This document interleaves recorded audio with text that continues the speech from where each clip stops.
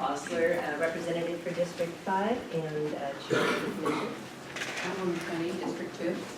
Jessica, District 4. Heather Deming, District 5. Mario Ramirez, District 1. So Lopez, Deputy Director for Access and SUD Services.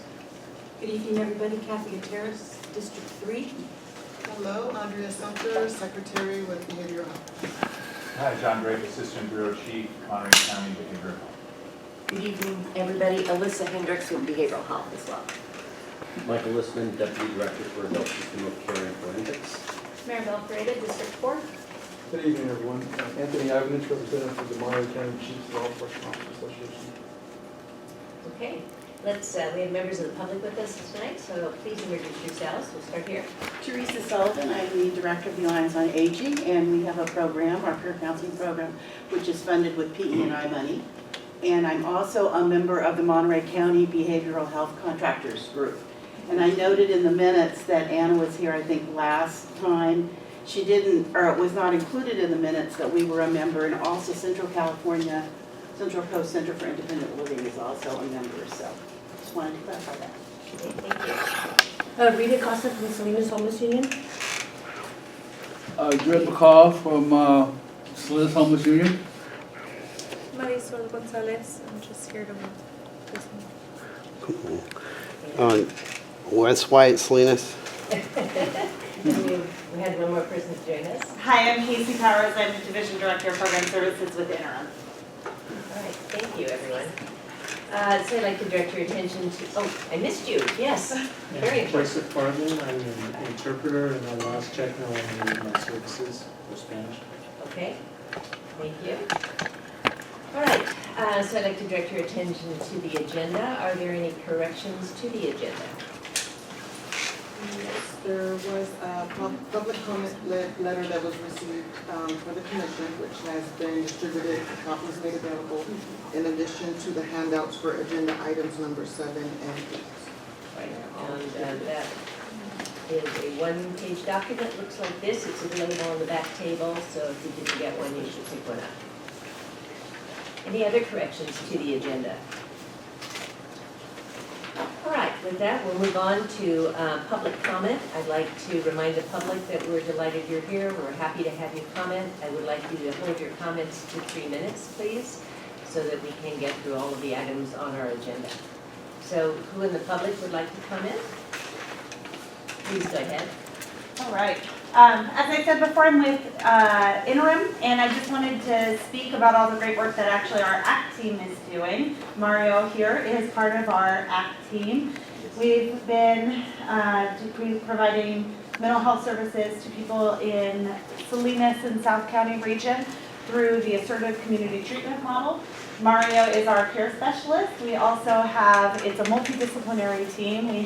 We're providing bilingual services to people with mental health needs, especially severe mental illness, throughout the county, and it's been going really well. I mean, Mario could tell you about that, but just wanted to provide the commission with information on that and the work that Interim has been doing. I just want to add it's Yes. focused mostly on Salinas and South County, and it does have a Latino, bicultural,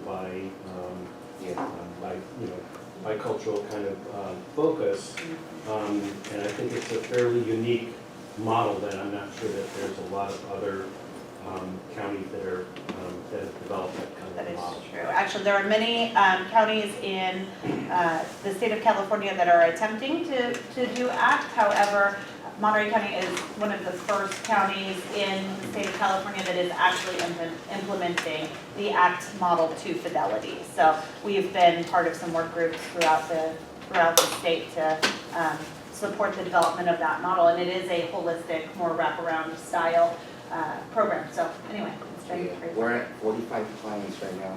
Great. I think that's pretty good. Excellent. There was a barrier today, though, from my experience, trying to get lab work for one of our clients. But since she didn't have medical or insurance, we couldn't get her through a short volume because it's just for intake, for inpatients. And I think Monterey County Behavioral Health is working on approving that for our clients to get the lab draw. But I don't know how that's working out. But it's just some little wrinkles in there we have to fix. Well, thank you. It sounds like even with wrinkles, it's going well. Yes, we do try to advocate and, get services. Thank you. And thank you to Mario and all of the team because they've been doing amazing work. Yes, we're like everywhere. Yeah, they're all over the place all the time. That's what it takes. Yeah. And are there other members of the public? Yes, please. Yes, I was just thinking it'd be nice if we can get mental health to come out to the sweeps when the city has their sweeps, either before or after the sweeps, because takes a toll on the residents out here, you know. So I would think it'd be nice if we could get somebody out there to assist them. Thank you. Yeah. Actually, along those same lines, I guess there is the CARS HMIS program for signing people up for housing. The city does an awful lot of sweeps, and I think it'd be good, preventative measure at least of signing people up for CARS or blocking them, because the city's ordinance actually says that within 72 hours they're supposed to have a service provider come and assess them into CARS, but it never happens. And these sweeps happen 2-3 times a week to the same people, and they're losing everything that they own because they can't carry it away. And it's detrimental. I mean, we need shelter. People need a place to be, and if we could at least set it to where they're case managed, then they should get immunity from being swept. They could be managed, being tidy, and then we have to talk about doing porta potties. We should talk about showers. We should talk about power charging stations. We have to be able to reintegrate people back into society, because at this point, once you become unestablished, you're never supposed to become reestablished, and that cycle needs to break. If we're really going to make a breakthrough and start including people, we got to meet them where they're at, and that includes stopping the city from doing sweeps. We've had some other folks join us from the public. Would you like to introduce yourself, say your name, please? My name is Angelique Levy. I'm an interested citizen. Thank you for being here. And we're right now in the public comment part of our meeting, and I've asked people to try and keep their comments we want your comments, we'd like you to keep them to 3 minutes so that we can get through the rest of the agenda. Are there any other comments from the public?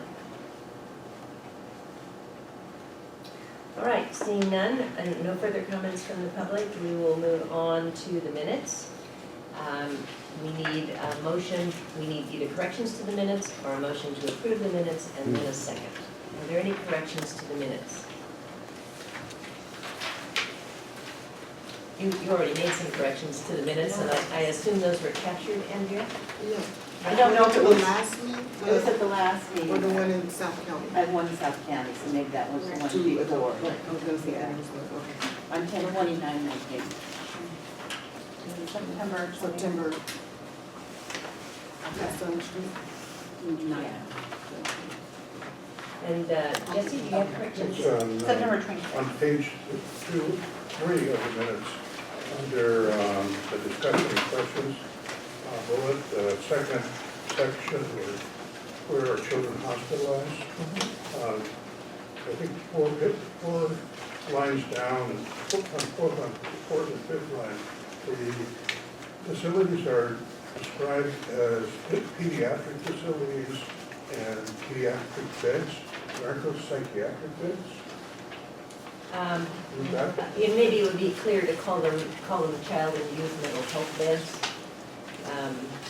And that'll, I think, make it clear. Thanks for catching that.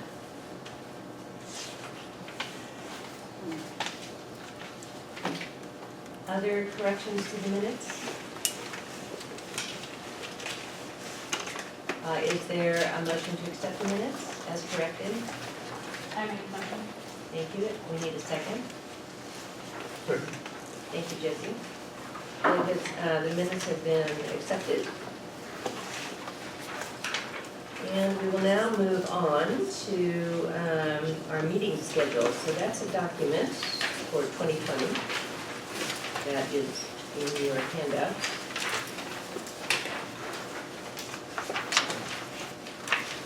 I don't have any handout. Thank you, I'll share. So this shows meetings that run monthly except the month of July through December, through November, with skipping December. So that's the same pattern we had this year, no meeting in July, no meeting in December. The locations are primarily here in Salinas in this conference room, but also include Marina, Castroville, and King City. Yes. I have a question about the locations. Is there a reason why the King City meeting is always so late in the year and why it can't be earlier in the year? I don't think so. I was just curious if there was an issue with facility or space. It just seems like this is going to my third year, fourth year on the commission, and it seems like it's always towards the end of the year. And I know that for work schedules, daylight savings times being close, I was kind of interested to see if maybe we could move it up earlier in the year. I know for me it makes it difficult later in the year as the holidays start to approach to be able to leave work early enough to get there in time. And I just thought that maybe we could move it up earlier in the year. I know that attendance has been an issue, so maybe we could explore moving it earlier and see if that affects attendance. And then my second question was regarding the Soledad location. I noticed that this last month we were supposed to meet in Soledad and we didn't. Can anyone provide information why we didn't meet in Soledad? Yes, so I found out that the high school where it's held is no longer available for rental for the public. So that, I was gonna raise that to see if we can find a Soledad location that's an option. But, so I think the issue is, does the commission feel that we should have a meeting in Soledad? And then we can go about the business of trying to find another location. Yes, I was gonna suggest that, we've met at King City several times, and there were something opening up in Soledad, and not only are we opening up things, Hartnell is opening up a facility there. So I suggest that instead of King City, that we have that in Soledad. We know people who are on the, on the city council in Soledad, so we should be able to find a space.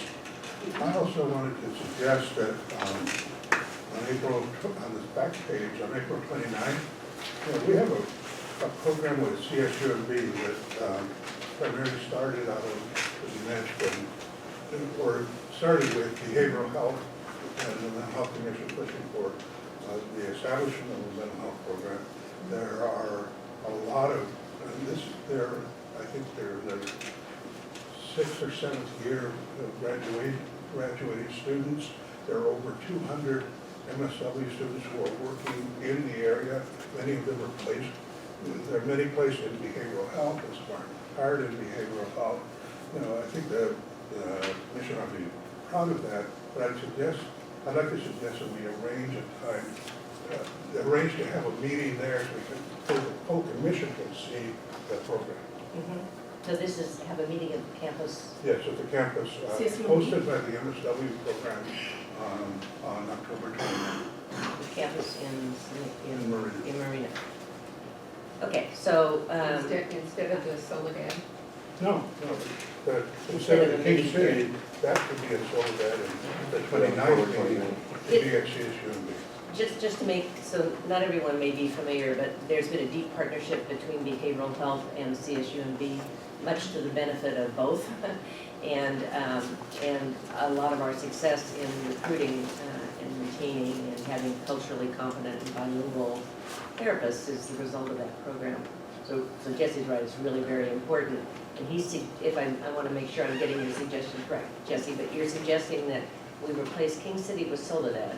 Yes. And we replace one of the meetings here. Well, the October 29th, it's not established, except that, there's a location being sought for that. I see, okay. And that meeting be assigned to be done at CSUMB on the Marina campus, and have them host us there. Any other suggestions for the agenda? I'm not, this pattern of this agenda has persisted for many years, so I'm not privileged to exactly why, King City was always at the end, But Maribel, is there a reason you feel that we would get better attendance, which is a concern of mine, if we had it earlier in the year? Not specifically that we get better attendance, but it's worth a chance, in the chance we get better attendance. So I don't think we should keep doing things the way they've been done if there's no reason or rationale, other than that's the way it's always been done. And I think it's worth exploring to see if it does affect attendance. I suspect one of the problems with King City is the, far distance, regardless of when a meeting would be held there. It's a long ride for a lot of folks. Right. So how about some other comments about King City as, is it important for us to be in King City? It's certainly important for us to be in South County, without question. Is it important to be in King City? I would be for public comment. I think it's important for us to be in King City, but I do Can you agree. speak up a little bit on that? Can't hear you. Sure. Because I can hardly hear you. Okay, I do think it's important for us to be in King City. We've had good turnouts there in the past, but I do think, I agree, we need to do it earlier in the year when we're not driving down there, because I know some of us don't want to drive down there in the dark and drive back. I see. So, and I agree, I think we should move it up in the year, when it would be Plus, at least more convenient for some of the commissioners. plus perhaps for public comment purposes, September is kind of really in the heat of the season for work, for the public comment. If we were to have it like February, March, when work season hasn't started as much, perhaps that would affect also public comment. Good. So to me, it's just worth a try to see if it does Yeah. affect Yeah. attendance.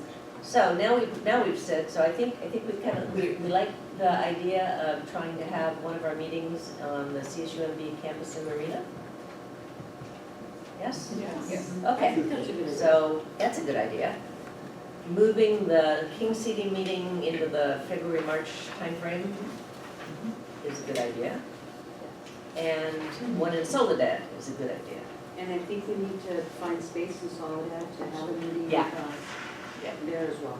We should be able to find space.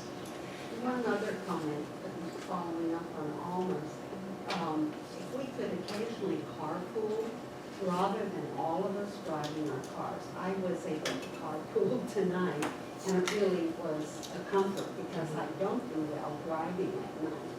And I'd like to suggest, if I'm from District 5, or 4, or whatever, someone says to me, hey, I'll put up with you for the night, because I have a long way and Kathy brought me.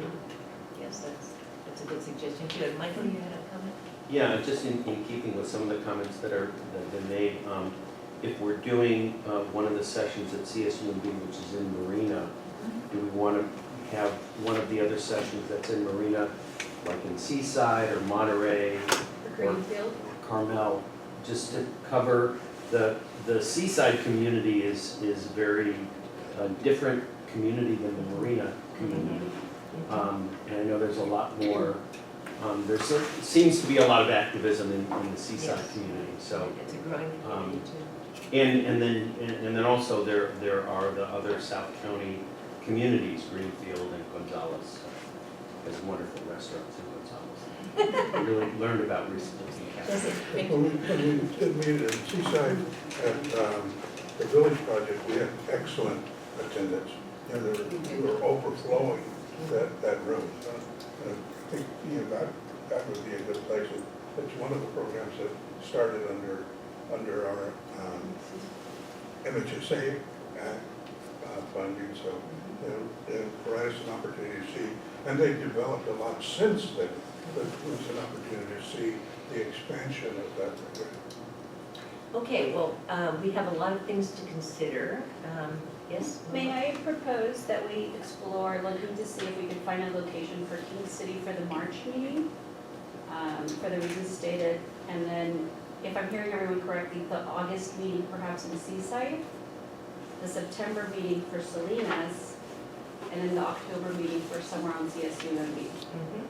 Yes, I think you summarized it beautifully. And we'll obviously need to take another whack at this in our January meeting with a revised draft of the meeting schedule so that everyone has one more chance, I think, to look at it. And our January meeting proposal is for here, so that'll work well.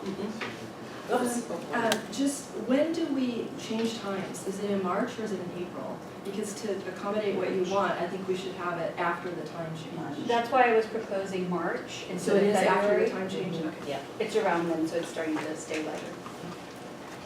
Okay, any other comments? We will move on to the next item.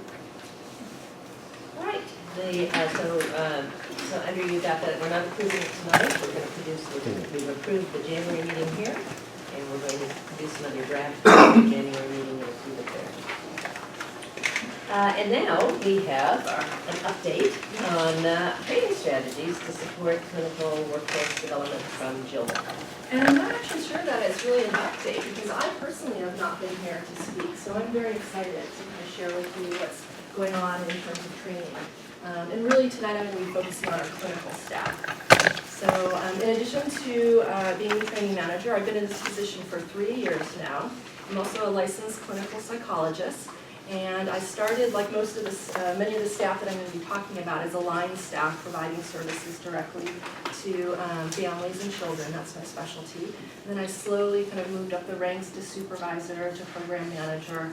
And then the last thing that I did was, clinically, was I was the director for clinical services for Kinship Center here in the community, which is one of the providers. So I used to go to that provider meeting as well. And I decided that while I loved helping people with their clinical work, what I wanted to focus on in the next phase of my career was helping the helpers. So helping the folks that provide the service and make sure that they have the training that they need to do this very difficult job. And they're different jobs that I'll be talking about. So I know that the committee, or the commissioners, but also the public's here today. I apologize for the slides. The red isn't reading very well, but you do have a copy of the slides with you. Excuse me, Jill, right quick. Oh, excuse me? Does anyone want me to dim the lights? Yeah, that would really help if you could stay awake. I'll try to stay awake. Good call. Let's see. Yes. There we go.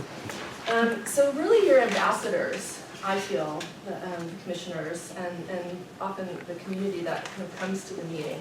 So what I wanted to do kind of as what I wanted to do is make sure that after I was done speaking tonight that you had a little bit more information when you're out in the community talking to people, sharing what's going on with behavioral health, and also hearing what's maybe not going so well or what we can improve upon, that you have a sense of the foundation of the training that we provide. And in more specifically, I want you to understand that we are a training organization. Monterey County Behavioral Health is a training organization. I'll talk more about that. I want you to understand tonight what are the values that drive the training, that drives the support of the clients that we work with.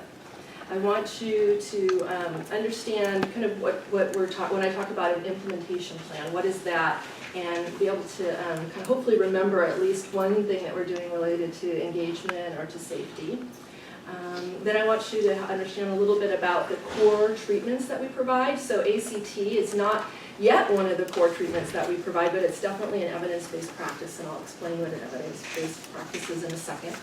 And then I want you to kind of, and we already started talking about it, I want to make sure that we understand that we really are growing our own here in Monterey County. And we're doing that through, we're doing that through CSUMB as a training institute, through the internships that many, if not all of the providers offer in terms of, in addition to Monterey County Behavioral Health, to the MSWs, and then also to what we call our Leadership Academy.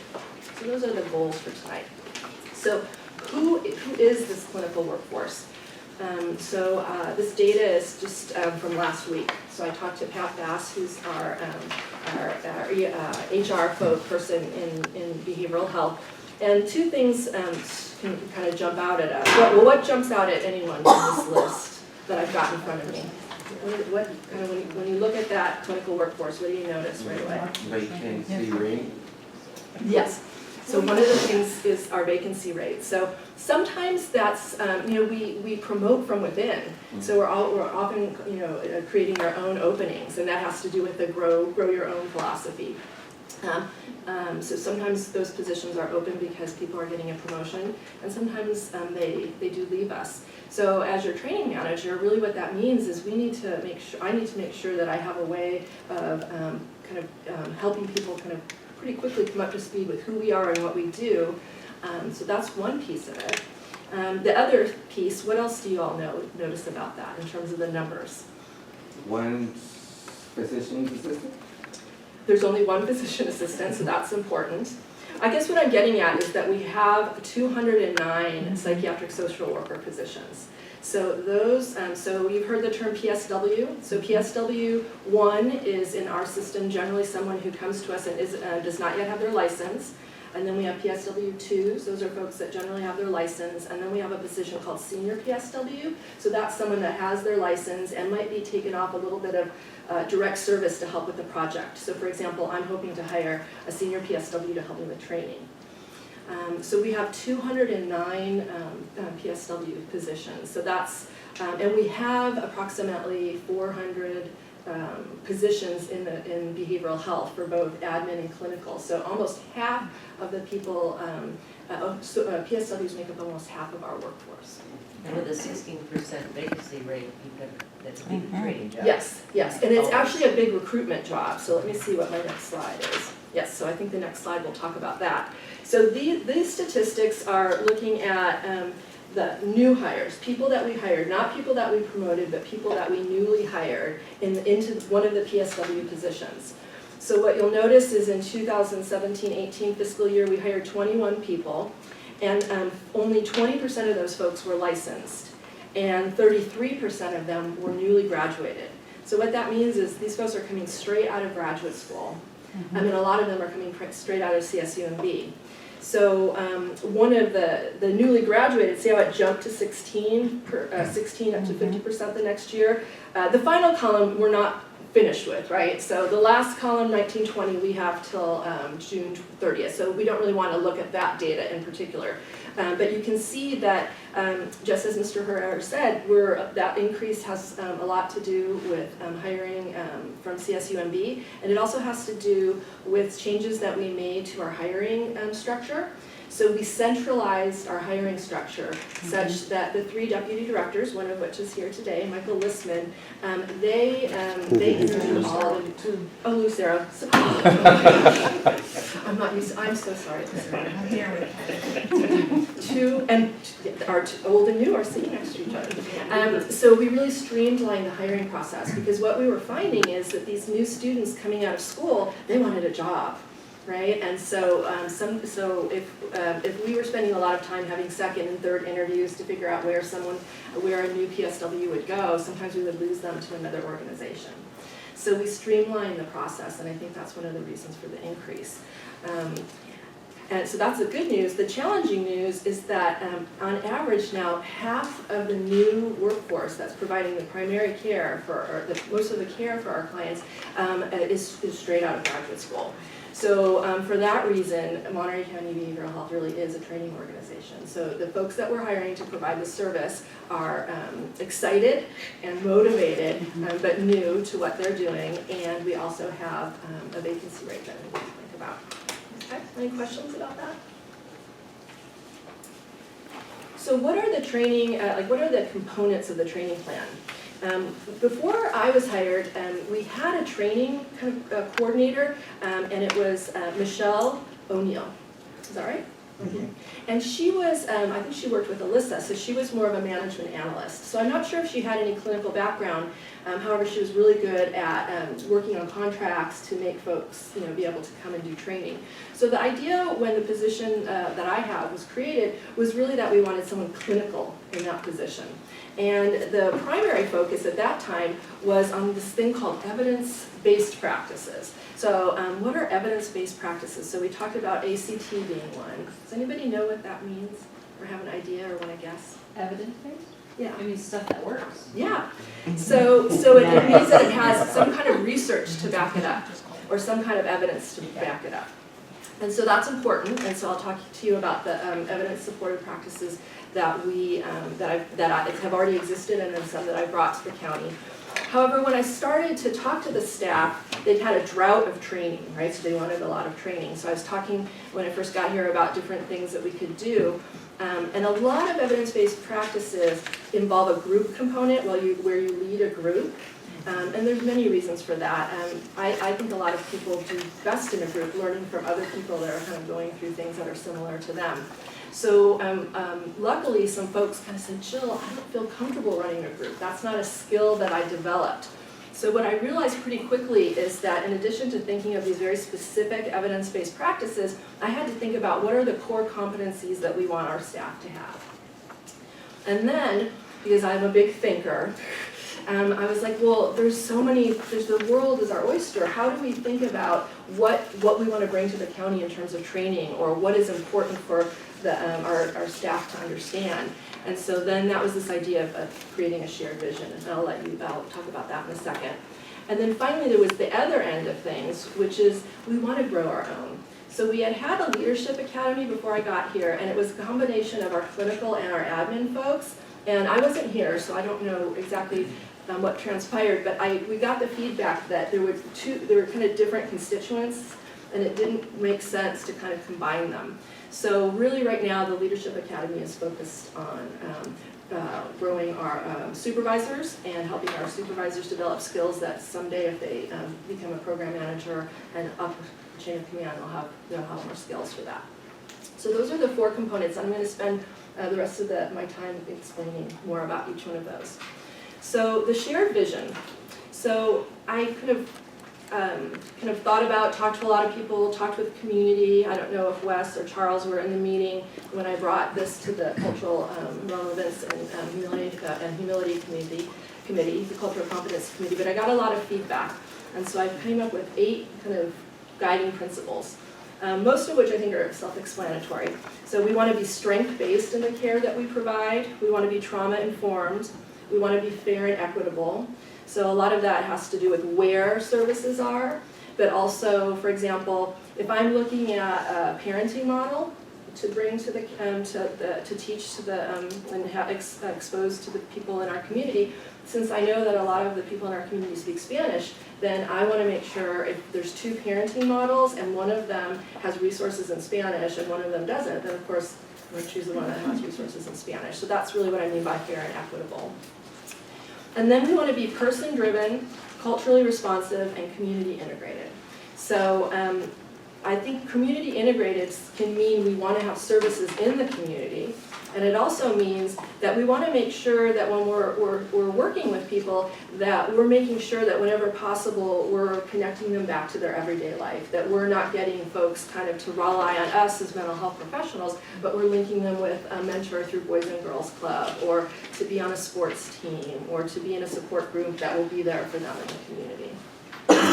And the last 2 are to be evidence-supported and solution-focused. So that's a long list, and I often spend a lot of time in the new employee training talking about these, but I won't do that tonight.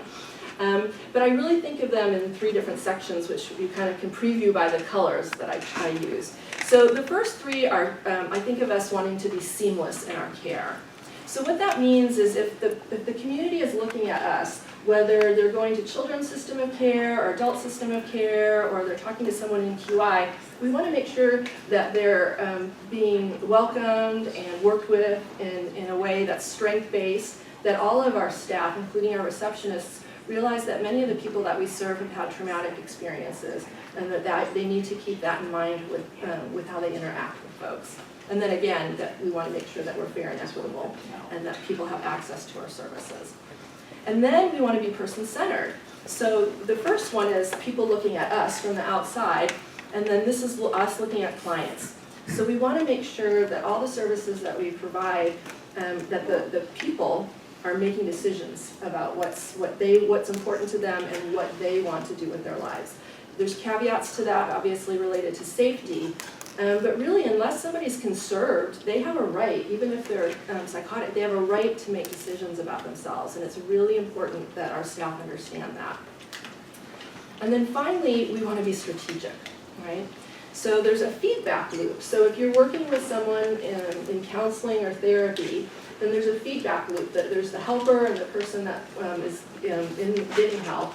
And these both are equally important. We want to be checking back to make sure, is this working for you? You know, you didn't show up last week. I think maybe I'm not getting something right. So we want to have that, what I would call a micro feedback loop. But when I would bring this to the community, they would also talk about that macro feedback loop. And I think, you know, this setting and other public meetings are really helpful to get feedback from the community about what they want to see more of. We need more services to support folks that are without housing, and especially when their housing that they have is being taken away from them.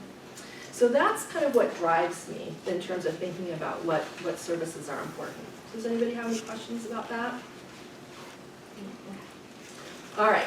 So lately I've taken to calling what I do BHU, Behavioral Health University, or Monterey County Behavioral Health University, because it really feels a lot like there's a lot of teaching and a lot of structure going on.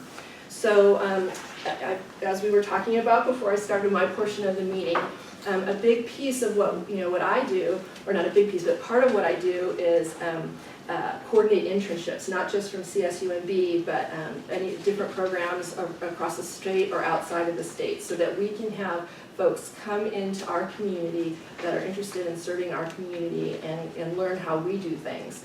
And if they stay with us, that's great, right? Because then when they become an employee, then they're kind of already farther along in understanding kind of our philosophy and what we do here. And if they go somewhere else, then hopefully we've had a positive impact on them, and that they can have a positive impact wherever they go.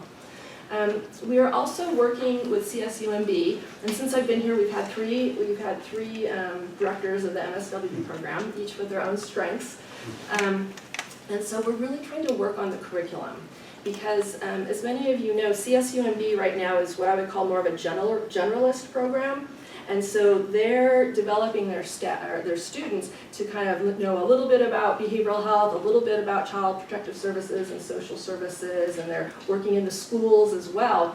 But when somebody comes to us, they have to have it would be helpful if they had a foundation as an employee. So we're working on we're kind of working with them. Lucero has taught a class there for those students that get MHSA money and are going to focus their career on coming to behavioral health. So she and Kyle developed basically a seminar where they focused on the things that we would want any social worker to know coming into our system.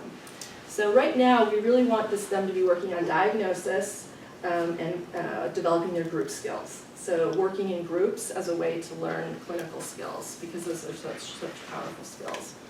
So then the next phase is our employees here in Monterey Behavioral Health. I developed in 2016, at the end of 2016, a new employee training. And that's actually for everyone. So that's the admin staff and the clinical staff. And I'll talk a little bit more about that in a second. And then the third piece of my university is really what we call the Staff Academy. So those are trainings that get at those core competencies that I alluded to, and trainings that are related to evidence-supported practices.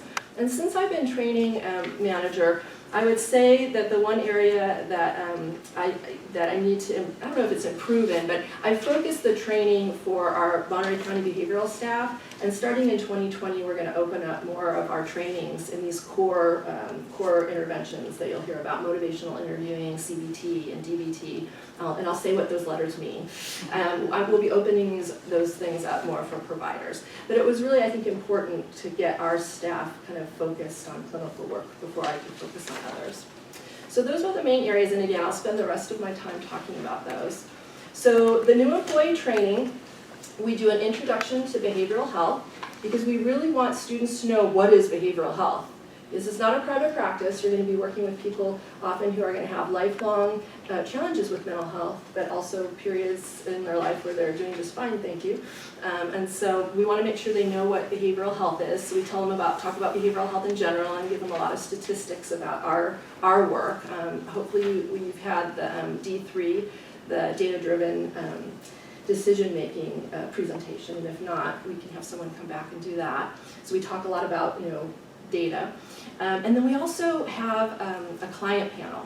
So interim, someone was here from interim, has the Success Over Stigma panel, which I'm sure many of you have gotten a chance to interact with. So they come to every one of our new employee meetings. And the staff, and now we're talking administrative staff as well as clinical staff, they get a chance to ask any questions that they want. So usually when you're working with a client, you do ask a lot of questions, but those questions are about the client, right? Your questions are only asked in the betterment of the client. But in this situation, our staff can ask the clients anything they want to know that would help them become a better clinician. So that's been very popular, particularly from the admin staff. So what it does, I hope, and I've gotten, probably some of the best feedback I've gotten about the new employee training is from the admin staff, because it feels like they feel more connected to the work that they're doing, either in billing or finance or contracts, because they have an understanding of the bigger picture of the work. So I have a binder. I had brought one to pass it around, but I left it in the car. I've had 17 sessions since December 2016, and approximately 177 folks have gone through the new employee training. So the core competencies, these are just a list of the categories. So the top two, professionalism and diversity and inclusion, those are categories and trainings that everyone gets. So the admin staff and the clinical staff. And then the bottom 5 are more directly related to the clinical staff. And what we're working on is developing more of a skill-based approach to our work with staff. So we want to highlight and define what are the skills that we want our clinicians to have, and then teach to that, and then be able to assess whether they have those skills. So I wanted to just give you an example of something that we would do in terms of a class under the core competency. And in this case, it was under diversity and inclusion. And I'm glad Mr. Herrera is here today, because every time I see Dr. Mock, he mentions Mr. Herrera at least once. So Matthew Mock, who has come to this county many times to provide training and consultation in cultural competence, he and I reached out to him, and he agreed to help develop what I'm calling a foundations course. So it's a 6-hour course that everyone in our agency, so all 400 folks, will eventually take. So far, I think 309 people have taken it. And so it's very experiential, it's very interactive, and it's really just to start that dialogue. Well, at its foundation, it's to let our staff know that it's okay to talk about diversity and inclusion issues, and we want people to be treated well on the work site, so that we can treat people in the community well. And so I feel like it really just kind of opens up. It's saying we talk about these things, and it gives some people some insight. So it's a 6-hour course, and we do have, we require everybody to take 6 hours of cultural competence training a year. So I track that. And so this course meets that. So hopefully by the end of 2020, if not the end of the 1920 fiscal year, we'll have everybody have taken that course. And we're thinking about the next step. So when you think about cultural competency, oh, and here, I think, did you want to pass out the flyer? This is an example of a flyer that we would send out to the staff. One of the things we know about cultural competency isn't the best word to use, but it's the word that the state uses. So you might hear terms like cultural awareness, cultural humility,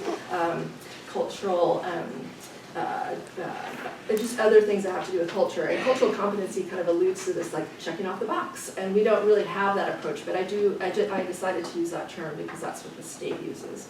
But what we're finding, and what the literature says, is that yes, you can have a class, and it's nice to have it experiential, but really what you need is consultation about your own work.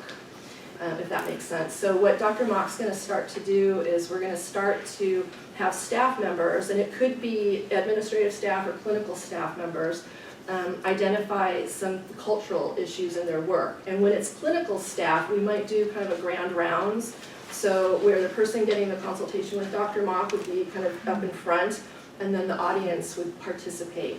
Because we feel that the best way to develop critical thinking skills, you can't do that by me talking at you or having a class. You have to really think deeply about your work and get consultation. So that's going to be something that we're going to be doing more of. So that's an example of a class that would be open to everyone. And then I wanted to share, because I know one of the, a couple of years ago when I first started coming, or when I first came to this meeting, there was something about us not knowing, so one of the community members didn't know what they should do if their family member was suicidal. And so that kind of always stuck in my mind. And so I want to make sure that you know, as a commission, that we're really kind of, we've got an initiative and we're developing a lot of protocols in terms of working with clients. And so this would be a core competency, but it would be just for our clinical staff. So the initiative is related to prevention, and it's going to be targeted at our clinical staff that are licensed and license eligible.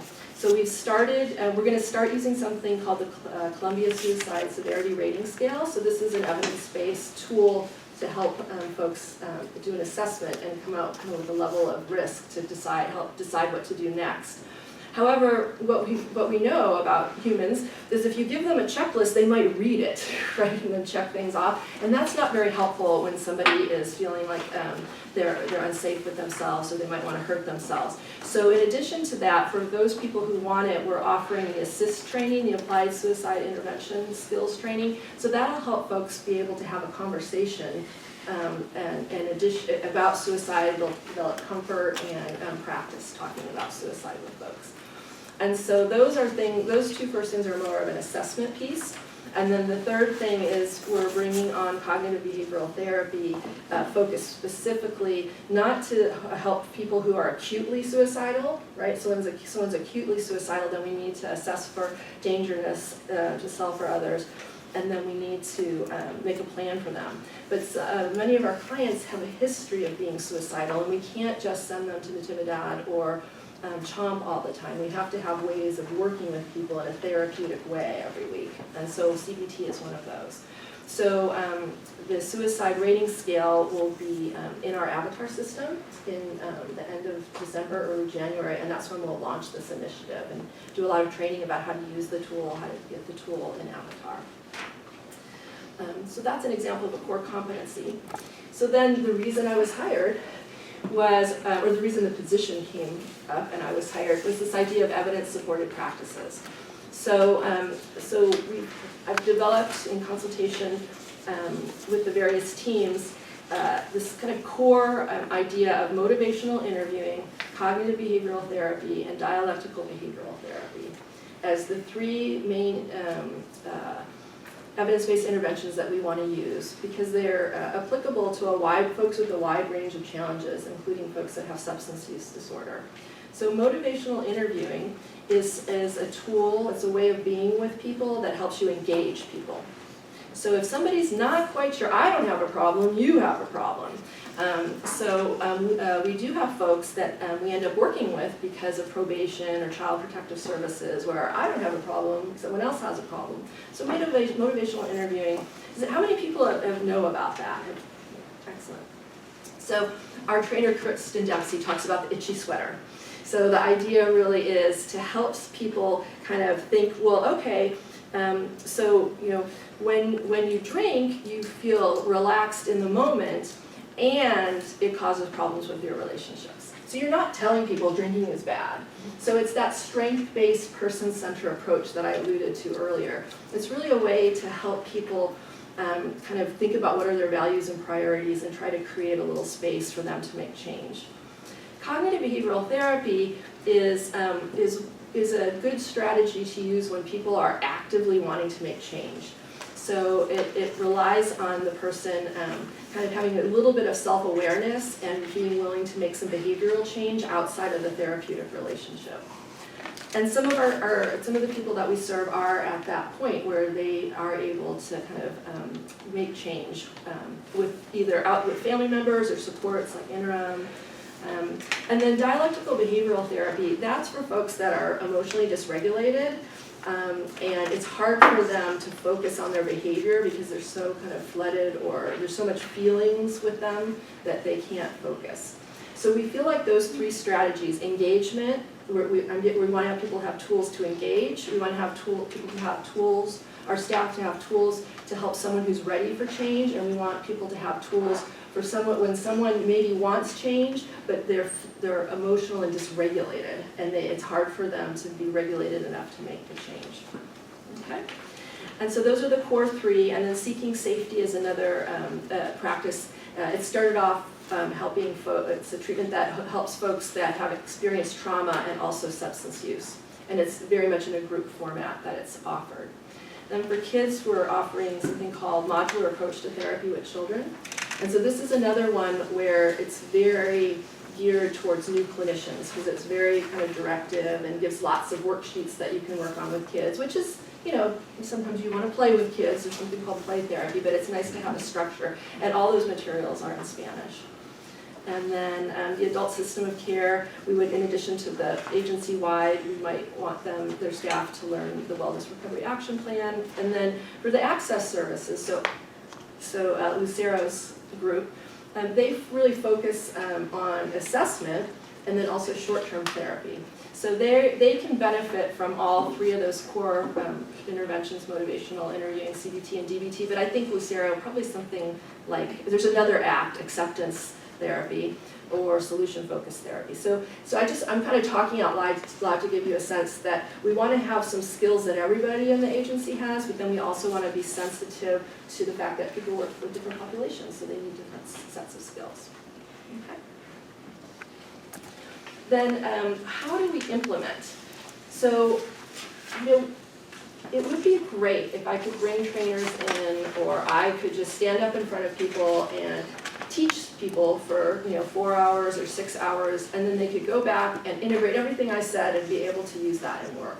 But we know that's not really how humans work. So what we need is we need to make sure that the supervisors have some foundational knowledge about these things like motivational interviewing, CBT, et cetera, that we're teaching our staff, right? Because we can't have our supervisors learning along directly at the same time as our staff.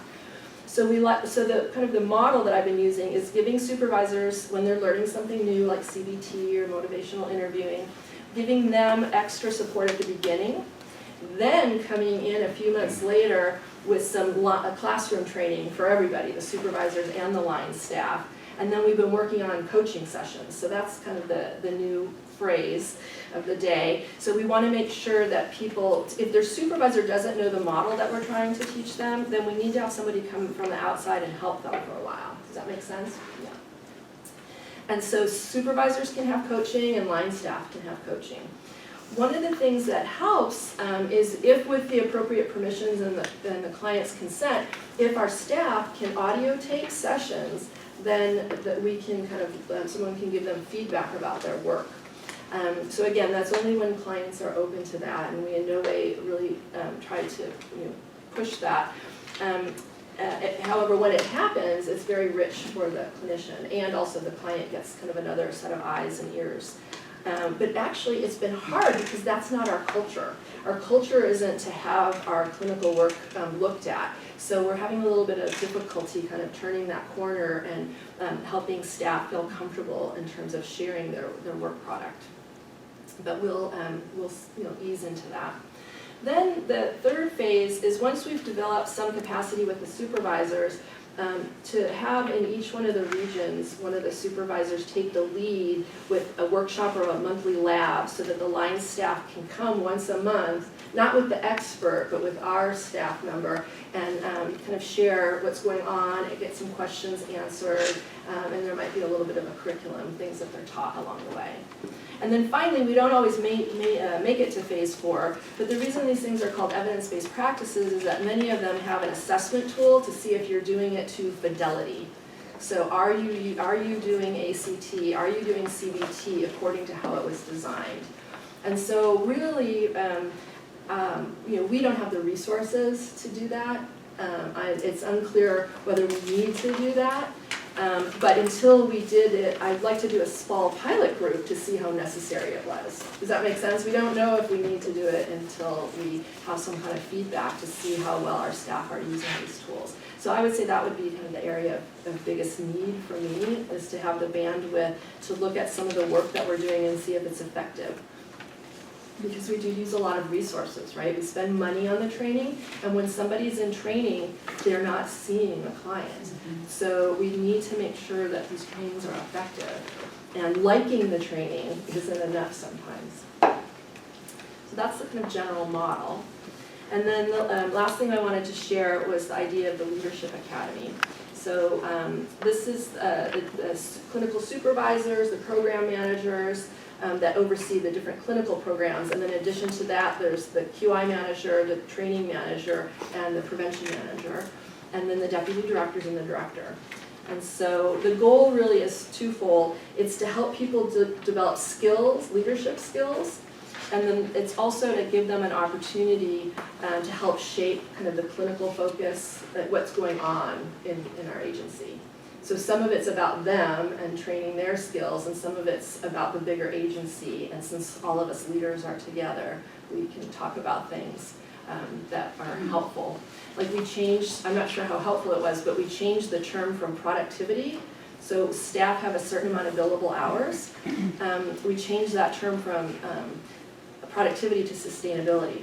Because if you're working really, really hard as a lines PSW, but you have so many clients, it's hard for you to get all your progress notes done on time, and you've been working like 45 hours this week, and your boss comes in or your supervisor says, you're not being productive, it's kind of demoralizing, right? So it's really not people being productive, it's really about people making sure that they document the good work that they're doing for ethical and legal reasons, and then also financial reasons. So, so that's the Leadership Academy, and what I wanted to leave you with was, I guess, kind of an elevator speech. So, you know, what I wanted you to take away from what I said today. So Monterey County Behavioral Health is training a new generation of clinical providers. Implementation resources are needed not only to train, but also to ensure that staff integrate the new learning effectively into their work with clients. We strive to be seamless, person-driven, and strategic in the care that we provide, and that all the training that we provide seeks to help providers respect and empower the people we serve by helping them make lasting change in the areas that are important to them. So in the words of our new logo, we want to move forward together. Avanzando juntos. Great, thank you, Jill. Muy bien. Yes. No questions? Gracias. No questions. Do we have questions for Jill? Oh, and I forgot to tell you, I gave you a list of all the trainings we've done in the last 3 years by category. So we've done 223 trainings in the last 2+ years. We have no doubt you've been productive. Yes. Do we have any questions for Jill? Yes. All this information is very, very impressive, and I do have some questions. You know, on the second page, you have the clinical workforce. Do you have information about how much of that workforce is bilingual? So yes, so I don't have that information readily. So I should have been preparing for this talk like over a month ago. So what I did was I asked for the information in Avatar. So that's our electronic medical records. And so there's when a person enrolls, it asks for their ethnicity, but there was not enough data there. So, but what I have done in the past for other presentations is I can call up the HR, and they don't give me names, but they tell me what percentage of folks have passed the test for being a bilingual provider. And I would say it's like, you know, in the 40%. Then, Also, just want to add that Yes. everyone who we hire, there are individuals that we hire that are bicultural but not bilingual. So they're Right. from a Spanish-speaking background, but they're not currently fluent. then one of the concerns we have about getting that information from HR is that bilingual test that the county has is very, very basic.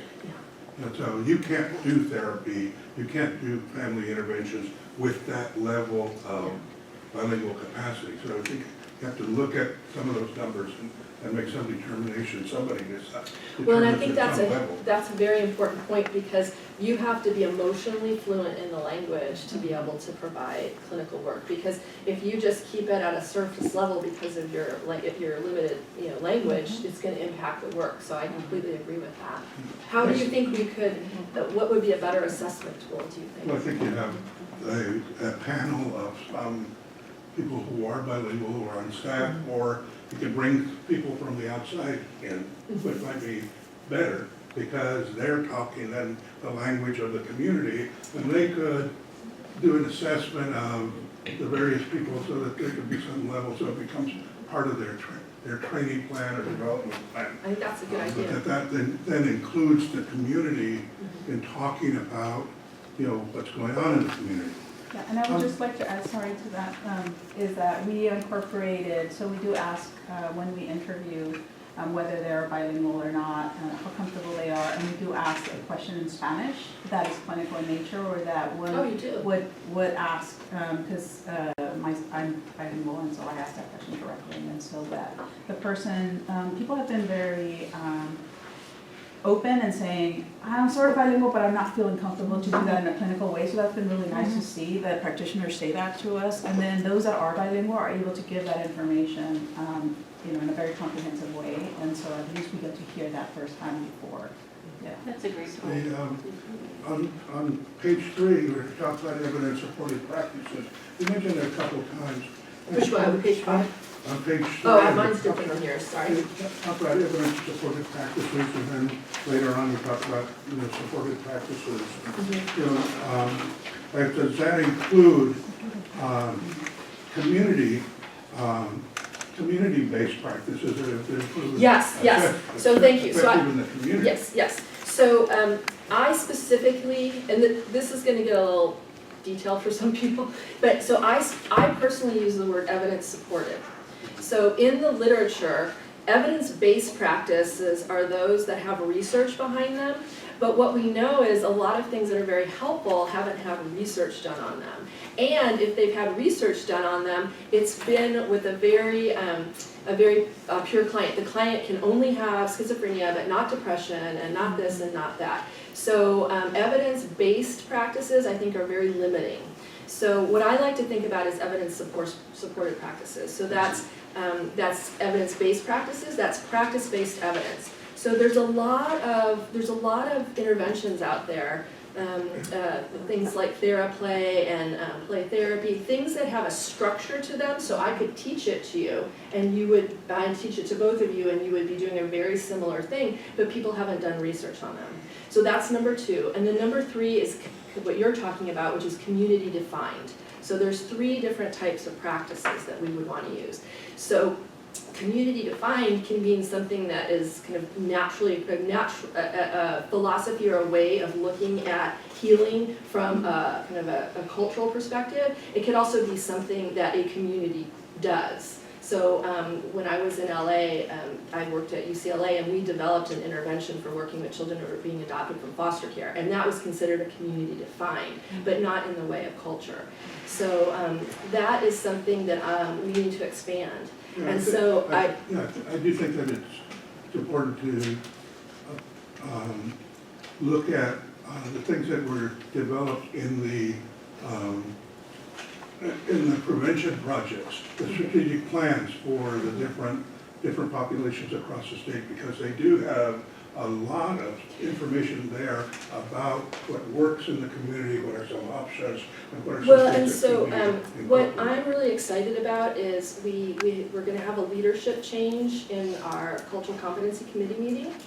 We're going to have a new ethnic director that'll be coming on board, and so I really want to rethink. And I think Wes and Charles can attest that I've asked for a lot of help with training, haven't I, when I go to the meeting. So I would really like our cultural competence meeting or committee, I would like one of their major focuses to be helping think about, helping add to the training plan some of the kind of indigenous things that are going on in the community, and really kind of have that be one of their jobs. So, and I think, and if you want to help with that, that would be. I think that's consistent with what the cultural competence plan is. Yes.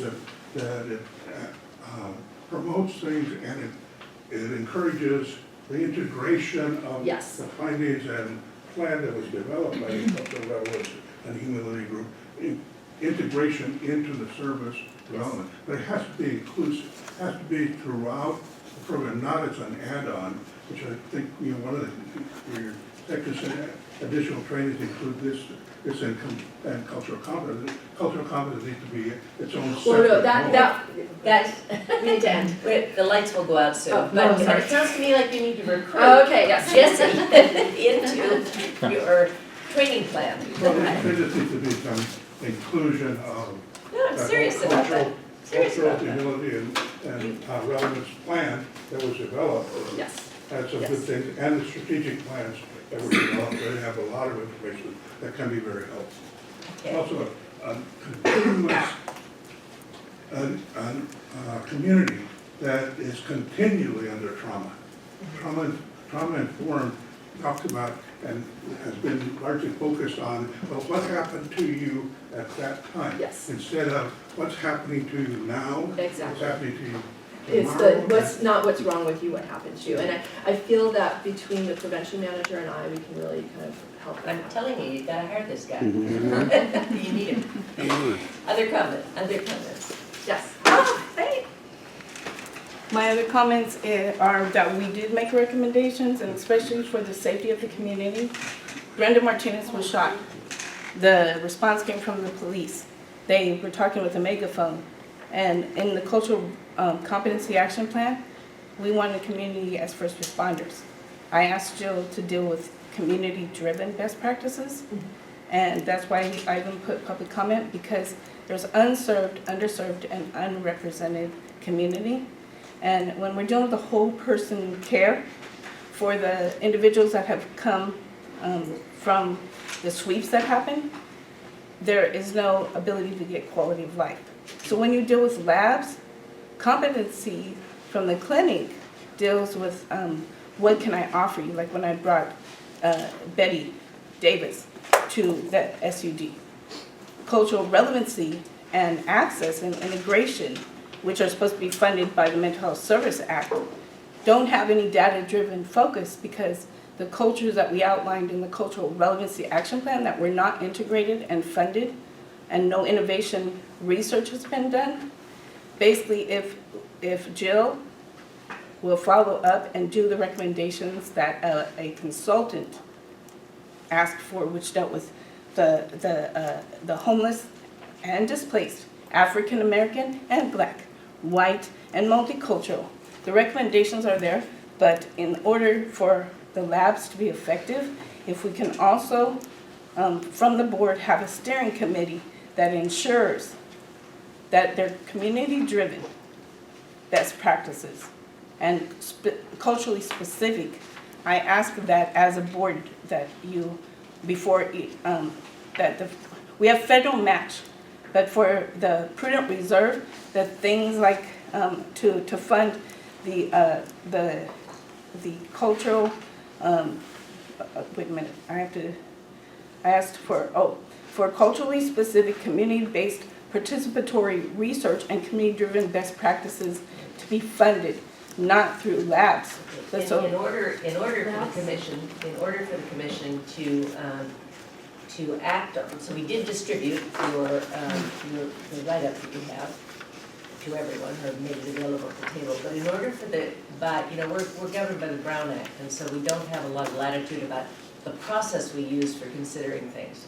So in order to formally consider your recommendations, we need to have it on the agenda, we need to schedule it, and you and I talked about the fact that the schedules are, done several months ahead, but now is a good time actually for you to request that it be put on the agenda for a future meeting. And we don't have a meeting in December, so that would mean, at the beginning of the year. And it would need to be presented in a concise way so that your recommendation so the action you want is very clear. And then we can have a discussion about it amongst the commissioners and have some resolution in terms of what the commission thinks is appropriate to do. And if you can invite Blanca Tavares, the consultant that was hired to do the presentation. We can get to that. If there's going to be a presentation, then you need to put the presentation together, or you need to work with Blanca to put the presentation together. And then we will agendize it and we'll consider it formally in this group and be able to have a formal discussion on it. Okay? we will do that. Correct. But the next action is yours to say, I'm ready. Got a presentation, I have whoever's gonna help me, if somebody's gonna help you with the presentation, and I'm ready to do it in January or February or. And the request that you could ask for the documents that were put together by our. We've distributed those documents, but we can certainly make them available again. For the Cultural Competency Action Plan? Thank you. All right, thank you. All right, any other questions for Jill?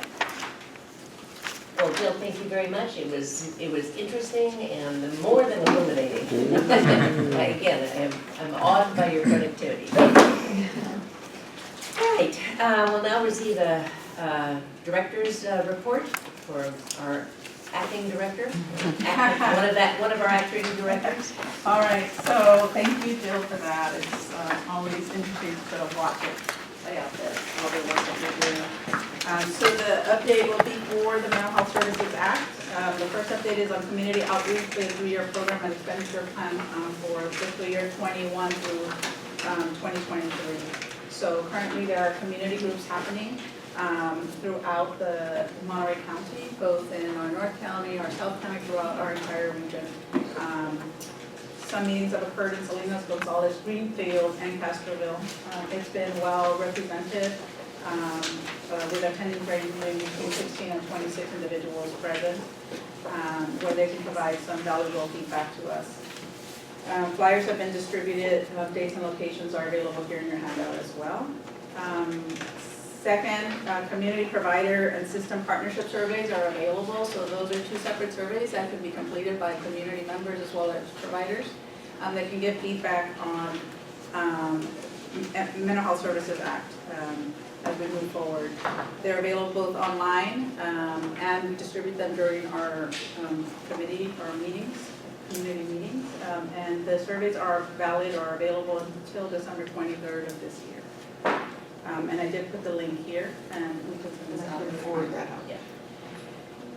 And lastly, for fiscal year 20, the annual update for mid-year adjustment. So there's currently an annual update is presently being reviewed by the team. The adjustments will focus on the workforce, education and training, or WET, it's often referred to, and to identify the needs for capital facilities and expenditures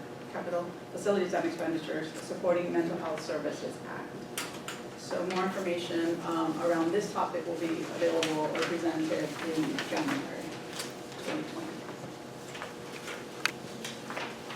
That is the report. Great, thank you. Do we have any questions?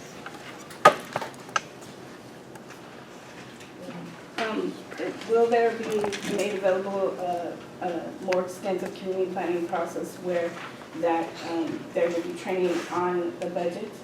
And So I can answer that. I've attended several of these. And each one starts, the beginning of the meeting starts off with an overview of the Mental Health Services Act, what it is, and what its major component pieces are. No, but that's why I requested the public comment for a steering committee from the commission to be created, so that when each component is submitted, that it is client-driven, consumer-driven, and family-driven, and so that people understand what prudent reserve and federal match means and everything else. So will there be further, will you be posting on the website that information so that that is client-driven, and we can outline benchmarks in each part of the general standards? I see Elsa shaking her head, yes. Thank you. All right, any other questions? Then we'll move on to commissioners' reports. Let's see, I'll start with me. So I did attend the needs of seniors and the District 1 MHSA meetings. They were both well attended. I thought they were both very vibrant, and the people participating were enthused. They were happy to be there, and they had lots of input.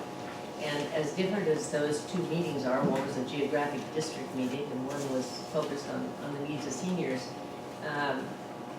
for me at least, there were similar themes coming out of both meetings. Nothing that's news, but it's always good to get the themes you think are true, reinforced to continue to believe in them. One of those was the importance of bicultural and bilingual, fully bilingual, and putting services into the community, go to where the people are.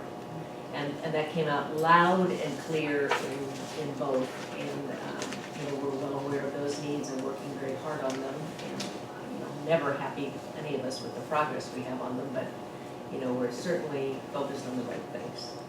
I also attended the maternal mental health meeting, and that's being headed from behavioral health by Dina Edgill. That has gotten itself to a set of 5 priorities for the next year that are very focused on those same principles of cultural competency and bilingual abilities in all of our outreach. The thing that surprised me, the thing I hadn't thought about, I think about the public that we serve, and our director often calls it, we're the safety net, behavioral health. But when it came to maternal mental health, several people were there from the private practice world, primarily located on the peninsula, and they said, we're in the dark ages over here in our private practice world in terms of maternal mental health. It's just as bad or worse than it is in the public sector. And it's because in our culture there is an underlying assumption, no matter who you are, what race you are, what socioeconomic class you are, where you live, there's an underlying assumption that if you're female, you are born knowing. In other words, it's in your DNA how to have a baby, raise a baby, and be a comfortable, happy parent. And so women across the spectrum don't come forward when they need maternal mental health. And while I had thought about that a lot in terms of the public sector, I never thought about it in terms of the private sector. But boy, they made it really clear. So, my big learning for the week. I do not have anything this time. Yes, you. So I have a couple things. As I mentioned last meeting, the COME conference is coming up. It's now scheduled it's going to be in Soledad. It's scheduled for January 25th. The planning's being done here, so I would think that the flyers and all of that can be distributed from here. Also related to training, on January 13th, the NASW Central Coast Chapter is sponsoring an advanced training on working with transgender claims, open to legally licensed people. There's a fee, but there's space, and I would encourage the department to partner with NASW in some of the trainings that they're doing. They're doing that, and they're also going to be doing some training for preparation for licensure in February. That's still in the planning stages, but I think behavioral health doesn't have to do it all. There are other people who are involved in, and I think it would help to have a conversation and some intermingling of private practice and public providers, because I think that can enrich services across the county. That's it. Thank you. One statement is, we've got the training strategies, and what I'd like to see in time, I know this is new, and is the clinical and the persons that are selected or allowed to come into the program, how do they partner with all of these activities? And we have to have training first, but how about those that have the needs? In time, maybe we'll have data on how this works by having the clients interviewed or allowed to be kept track of, so they come as a part of the wholeness of this program. And I'm excited about the strategies, I just know we're gonna need to know how they work. That's the ultimate evidence. Motion detected? Someone's going to turn the light on. You stand Go still ahead, too long? please. You're next. I can vouch for the CBT and the RAC. We studied that with PACS, and it's really effective. As far as anything to report, I don't have anything to report today. Thank you. But is it, it's really effective. I don't have anything to report out of District 3. I've been out of commission for the past couple months, but I'm ready to get back in action. I'm happy to see that there are some focus groups out there for us to attend, staff, the community. That's great to see these wonderful focus groups. And then a couple of more district meetings. Hopefully I'll be able to get out to some of those and hear the feedback from the community. I wanted just echo what Jess said about us strengthening the relationship with private and public sector. I think this is a really good time for us to come together because I think we're going to need everybody to lend a hand when we have some events in our communities, some traumas. Absolutely. And we can all work together. So I want to say thank you, Jess. And happy Thanksgiving to everybody. Maribel? Just a few things. I did get the chance to attend the District 2 Regional Forum in Castroville, and I would reiterate what you said. I think the thing that was the loudest to me was people saying that we need services coming to us. It's difficult for us to get to the services. And I'm looking forward to attending some of the upcoming focus groups and regional forums that are still left. The second thing, it occurred to me hearing and seeing more people attend.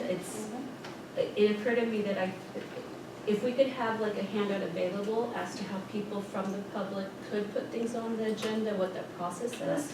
It may be on the website, but I know that if I was attending a meeting for the first time, I wouldn't know if there was an issue or a topic I wanted the board to address, how that would be. And so rather than to be face down or feel that I couldn't ask that in the meeting, if we could have a handout available about how members of the public can get things on the agenda. That's a really good idea. We'll do that. And then the last thing that I wanted to make a comment on, it's not a report, it's a comment, but I know, I'm sure everyone is aware of the stabbing that occurred in Clay Street near the YMCA. And I think obviously it's a tragedy for the family and the people involved, but I think that there's going to be some backlash for the homeless community and the people with mental health. I'm already hearing it through the court system and the murmurings, and I just hope that as a commission and as a department, we're ready to address those issues and those questions that are going to be raised both in the media, in the public, and obviously through the court system. And I think that it's kind of, the worst of everyone's fears. I can tell you it was in the back of my mind. I had a hearing today on a mental health diversion case, and through every minute, every question that I was having the hearing, in the back of my mind was, this judge is thinking about, if I let this person out, this is the result. And that's the biggest response that we have from judges, from DAs, from law enforcement, is that this is everyone's worst fear about homeless people, people with mental health being out throughout the community. And I would hope that the department is ready to address it as a need, as a critical need, for that exact reason, is nobody, and as a defense attorney, I get asked this question all this time, is like, do you want blood on your hands if we let this person out? Idiotic question. Of course I don't. But institutionalizing people, locking people up without the services and treatment or plan thereafter is ignorant as well. Yeah. So I just hope that as a department and department heads, we're ready to kind of answer those questions and take the lead on educating the community, educating the media, making those statements and press releases if needed. Because I think that it's kind of been building up, and I think incidents like these, like we've seen in other communities in other cities, is kind of what bring everything kind of to the forefront of what is the community doing, what are politicians, what are our leaders, and what are our departments and our service providers doing.